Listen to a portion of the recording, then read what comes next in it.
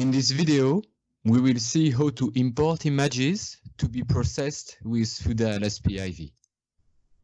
For all the computations in Fudaa-LSPIV, we will use sequences of images.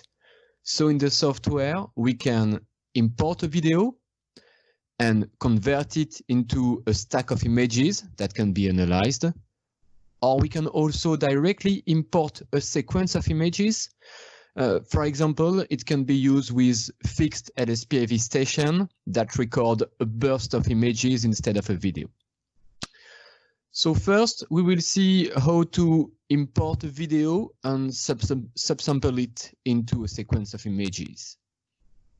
So to be able to import images, we first need to create a new studio. And then in the images menu, we will use import images from video.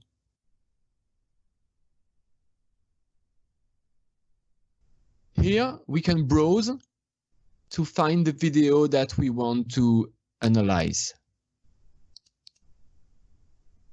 Every format of video can be used. It can be MP4, AVI, whatever.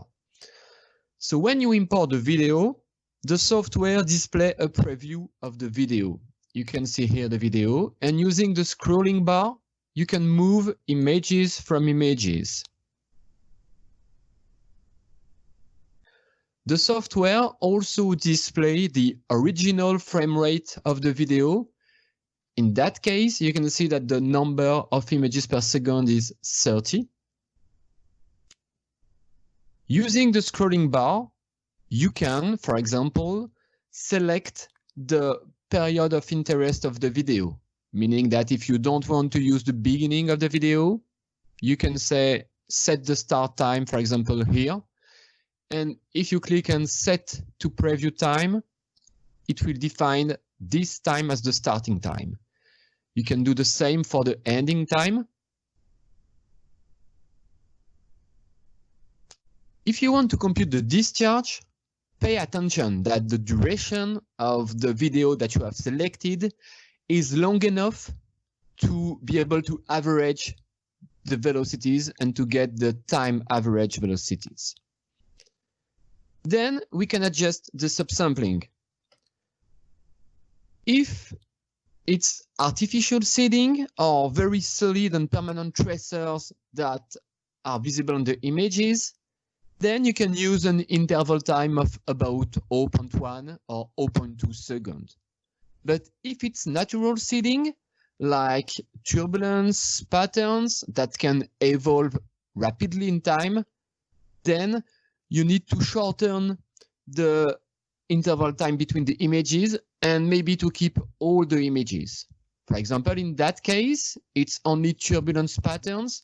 So I will take every images, meaning that I keep one image every one.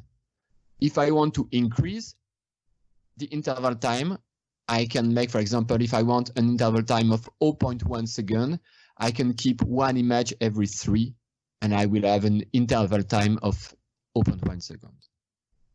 So I select every images on that case and validate. When the sampling is done, can click on OK, and the software shows you the subsample images. A very important step now is to check on all the images that you can follow the tracer from one image to the next. So using this scrolling bar here, you can scroll the images and check that you are able to follow the tracer.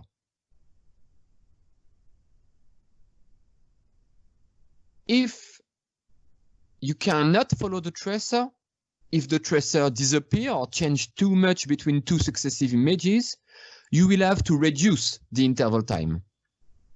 Check also that you can see the tracer moving from one image to the next.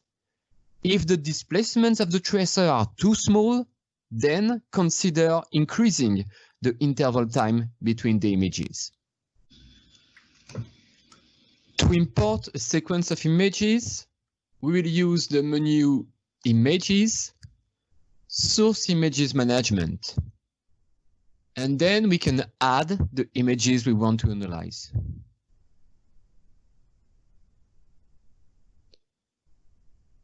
Select the images that you want to analyze and be sure that the time interval between all the images is the same.